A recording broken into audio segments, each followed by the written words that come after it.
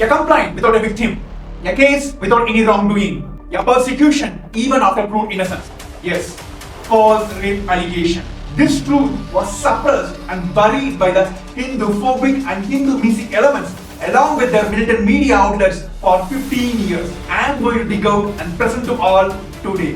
In 2010, a false rape allegation was made against the Supreme Court of Hinduism, a claim that shocked the entire world because this case still remains the only instance in the history where no victim of rape has been mentioned. Even the police registered the complaint under section 376 of Indian Penal Code. Despite there being no name of the victim or even a suspicion, the word rape itself is not there, the police have took this complaint.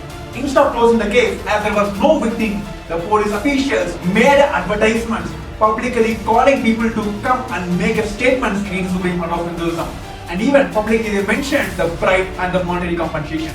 However, not a single person responded to their appeals. Despite all that, the police officials illegally arrested the Supreme Court of Hinduism on 23rd April 2010. For next 54 days, he was subjected to several physical and mental tortures.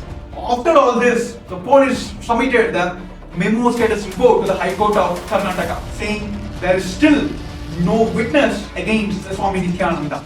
But there was no acknowledgement from the police about the protracted duration of the proceedings and the abuse of power, which violates many international human rights standards. However, the court have blasted the police that they cannot torture Supreme Court of Hinduism without a witness. So the court have granted the bail, but with meaning condition. His right to travel and his right to speak freely was denied. It was only after this the false rape accuser was created and attached as a witness for this false case to persecute Supreme Court of Hinduism through this lawfare.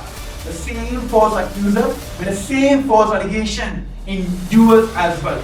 But 10 years back itself, the Ohio Southern District Court have verified all these evidences and exonerated the Supreme Court of Hinduism on this false rape allegation. Not only that, they have penalized this same false accuser of almost $500,000. Despite this ruling being issued 10 years ago, the Supreme Court of Hinduism still continues to face the persecution and the lawfare. But this deep state media, the Hindu-phobic and Hindu-mystic media elements, twisted all these truths and continue to spread their hate propaganda against the Supreme Court of Hinduism. Understand, your manipulation cannot affect the global Hindus. That is why they still supporting and standing for the Supreme Court of Hinduism and his mission, Kailasa. DOT.